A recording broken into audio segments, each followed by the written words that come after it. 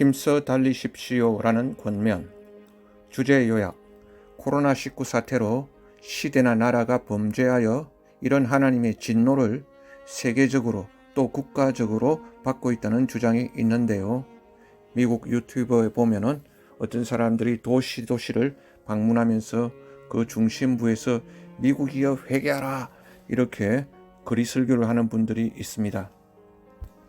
그럴 수도 있겠지만 이런 사태를 통해서 우리 각자 개인이 개교회가 하나님 앞에서 돌이켜야 될 점들을 살펴보고 특히 이런 어려운 시기에도 대위임령에 대한 초점을 잃어서는 안 된다는 주제의 권면입니다. 본론으로 들어가겠습니다. 여러분이 보시다시피 지금 큰 문제가 있습니다. 그렇지만 이 코로나19의 큰 문제가 우리의 주된 염려 또는 관심은 아닙니다. 우리의 주된 염려 또는 관심은 이런 코로나19 가운데서도 예수 그리스도의 복음이 더욱 진전되는 것입니다. 전 세계에 있는 그분의 교회가 이번 사태로 더 교훈을 받고 굳건히 세워지는 것입니다. 그래서 여러분이 이런 일들을 생각할 필요가 있습니다. 여러분은 감염 예방도 해야 되지만 그러나 동시에 우리는 비전을 잊어버리면 안 됩니다. 무슨 비전입니까? 예수 그리스도의 복음을 온 세상 모든 사람들에게 전하는 비전입니다. 많은 사람들이 제게 와서 말하거나 또 편지를 써서 말합니다. 폴 형제님, 이 코로나 사태는 악한 나라들에 대한 하나님의 심판입니다. 그런데요, 우리는 하나님이 그 나라의 악을 심판하신다는 것을 잘 압니다. 특별히 로마서 1장에도 보면 하나님의 진노가 불의로 진리를 막는 사람들의 불의에 대해 나타난다고 말씀하고 있죠. 그러므로 하나님의 심판은 오늘날에도 분명히 있습니다. 그렇지만 제가 확신합니다. 지금 현재의 위기 가운데서도 하나님은 여러 다른 방식으로 다양하게 역사하십니다. 심판 한 가지만 아니라는 것이죠. 저는 여러분이 신자로서 여러분의 관심을 좀 이렇게 딴 방향으로 돌리게 되시기를 바랍니다. 너무 심판만 생각하지 말라는 것입니다. 제 생각에 지금 매우 무시되고 있는 관점이 있는데요. 오늘 아침에 저는 제가 다니는 교회의 장로님 한 분과 대화를 했습니다.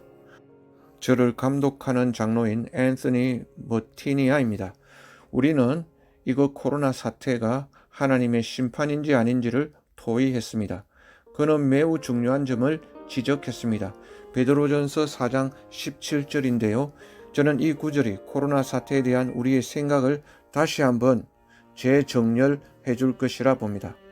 하나님의 집에서 심판을 시작할 때가 되었나니 만일 우리에게 먼저 하면 하나님의 복음을 순종치 아니하는 자들의 그 마지막은 어떠하며. 에스겔서에도 나오죠. 하나님의 심판은 하나님의 집에서부터 먼저 시작된다는 것입니다. 이것이 국가적인 하나님의 심판이든지 아니든지 그런 생각에 너무 사로잡히지 말고 우리는 스스로 나 자신에게 물어야 됩니다. 하나님이 이 사태로 지금 우리에게 행하시고자 하시는 일은 무엇인가? 하나님이 우리에게 보여주시는 일은 무엇인가? 그분이 지금 우리가 현세적인 것에 너무 사로잡혀 있다는 것을 보여주고 계시는 것인가? 하나님은 우리가 너무 하나님을 떠나 독립적으로 스스로 너무 강해져 있다는 것을 보여주고 계실 수도 있습니다. 그분은 이 코로나 사태를 통해서 우리가 당신을 더욱 필요로 하라고 지금 말씀하고 계신가? 지금 그분은 우리에게 말씀 속에서 성경을 공부하면서 그분을 찾으라고 가르치고 계시는가? 우리들을 더욱 기도하라고 가르치고 계시는가? 영원적인 것들에 더욱 초점을 맞추라고 우리에게 말씀하고 계시는가? 코로나19 사태가 국가에 내려진 하나님의 진노와 심판입니다. 이렇게 생각하지 마시고 우리 각자 개인을 돌아보며 하나님께서 교정하고 시정하기 원하시는 것이 무엇인가를 생각해 보라는 것입니다. 형제 자매 여러분, 제 말을 들어보십시오. 저는 선교회에서 일합니다. 지금 이 사태로 우리 선교회와 선교사들의 어떤 것들이 잠자고 있던 것들이 막 깨어나고 있는 순간입니다. 그렇지만 이런 어려운 상황 가운데서도 자칫 잘못하면 우리가 깨어나지 못하고 깨어있지 못하고 마땅히 우리가 가야 될 어떤 길에서 벗어날 수 있는데요. 아시다시피 우리 삶에는 수많은 할 일들이 있습니다. 자녀도 길러야 되죠. 가족도 돌봐야 되죠. 여러 청구서도 지불해야 되고 배수구도 막히면 뚫어야 되고 너무 여러 가지 할 일이 많습니다. 이때 우리는 초점에서 벗어나기가 아주 쉽습니다. 여기에다가 코로나 사태까지 겹치니 우리가 이런 내우외환의 환란에 눌려서 크리스천으로서 신자로서 마땅히 가져야 될 그 초점을 잊어버리는 것입니다. 오늘날 복음주의 계열 교회 가운데서 많은 일들이 하나님을 기쁘시게 하지 않고 있음을 우리는 잘 알고 있습니다. 그래서 우리가 스스로 나라의 여러 가지 일들을 생각하는 대신에 물론 우리는 나라도 걱정해야 됩니다만 지금 우리는 관심을 교회에 돌려야 됩니다. 그래서 우리 스스로 물어야 됩니다. 우리 교회가 회개해야 될 것이 무엇인가? 우리 신자들이 크게 바뀌어져야 될 점이 무엇인가? 그리고 우리 각자 자신을 돌아보십시오. 내가 마땅히 해야 할 만큼의 그 주님께 매달리지 않고 있는 것은 아닌가? 내가 말씀 공부와 기도를 등한시한 것은 아닌가? 우리가 현세적 즐거움, 일시적 축복 때문에 마땅히 걸어가야 될 그 정로를 벗어나 이때까지 살아오지 않았는가? 이런 모든 중요한 문제에 대해서 저는 여러분이 판단하시도록 여지를 남겨드립니다. 제가 여러분의 배심원이나 재판관으로 설 수는 없으니까요. 저 자신도 이와 같은 때 하나님의 말씀의 거울로 나 자신을 비춰봐야 합니다. 제가 주님께 묻습니다. 주님, 이 사랑의 시기에 폴고쇼 목사님 이 코로나 사태를 사랑의 시기라고 이렇게 보고 있는데 하나님의 징계도 사랑이지요. 사랑하는 자를 징계하신다 했으니까. 그러면서 동시에 어떤 하나님의 징계의 시기에 제가 제 삶 가운데서 크게 변화되어지고 고쳐야 되고 방향을 전환해야 될 점이 무엇입니까? 그와 아울러 이 같은 때에 대위임령도 여전히 계속되어져야 한다는 사실을 기억하게 되기를 바랍니다. 지금 대위임령은 여전히 하나님 나라 가운데서 계속 진행되고 있습니다.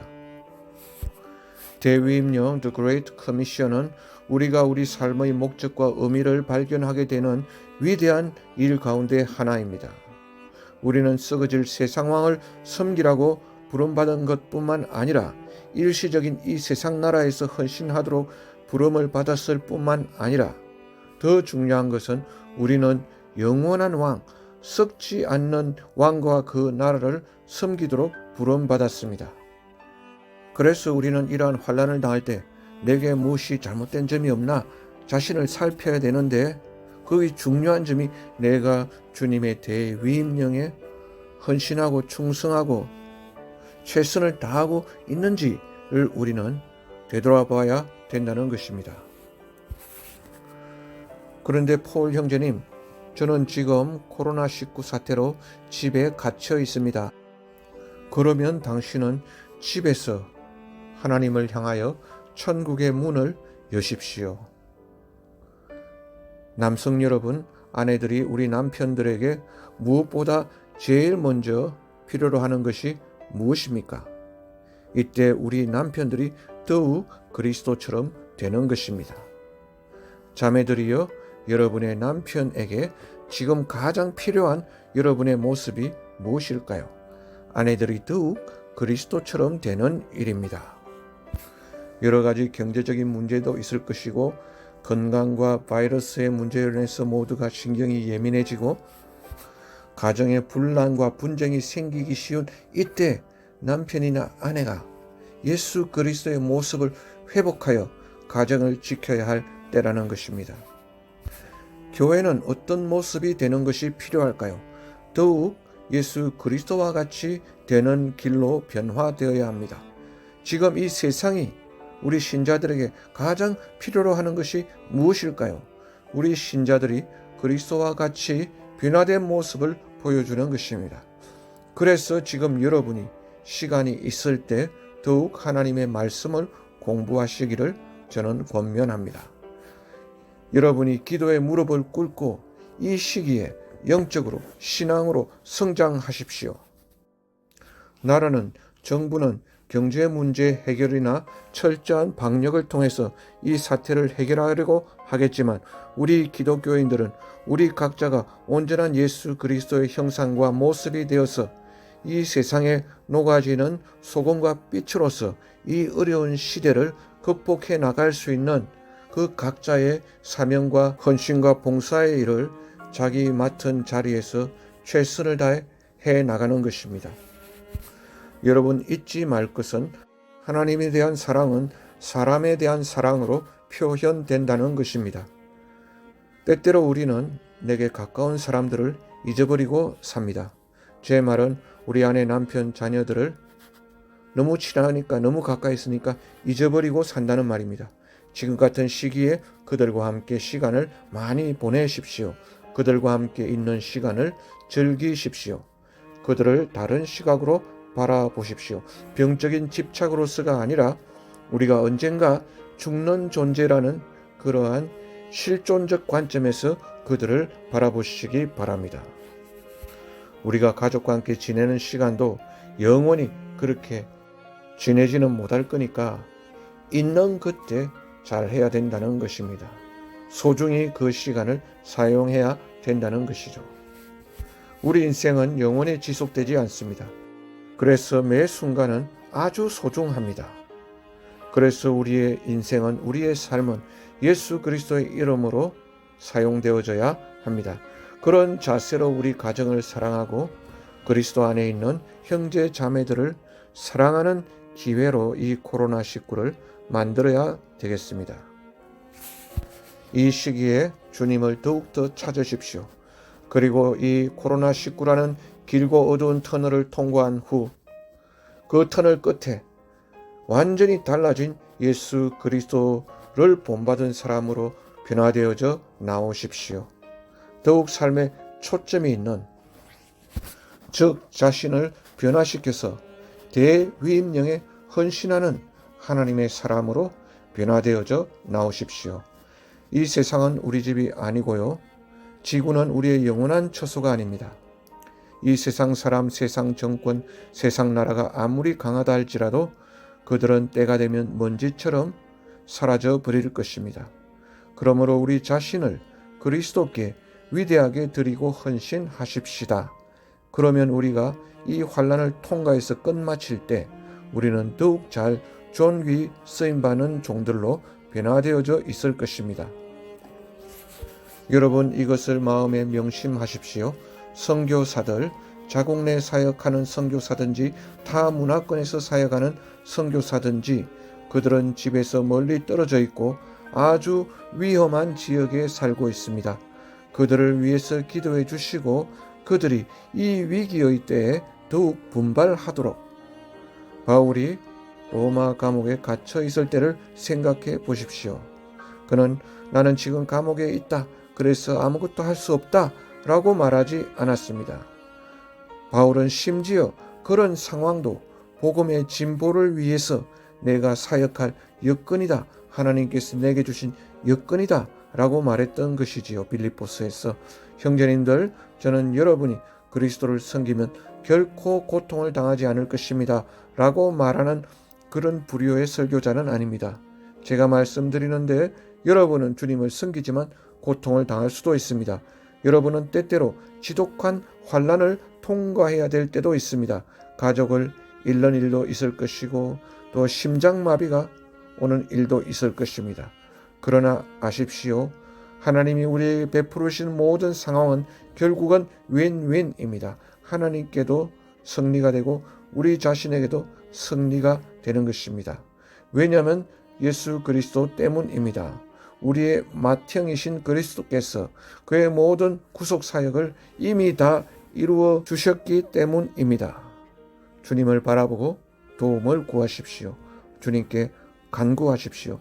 주여, 제가 이 코로나19의 터널을 통과하면서 주님의 사람으로 변화되게 하시고 더욱더 주님을 섬기는 자로 성숙되어지게 하여 주시옵소서. 제가 어떻게 이 사태로 인해 제 삶을 돌이키고 정렬하고 회개해서 당신의 영광을 위해 사용되기에 적합한 그릇이 되겠습니까? 저는 확신합니다. 여러분 속에서 선한 일을 시작하신 그분이 반드시 마치실 것입니다. 그 일을. 하나님이 여러분을 축복하시기를 기원합니다. 계속 전진하십시오. 아멘.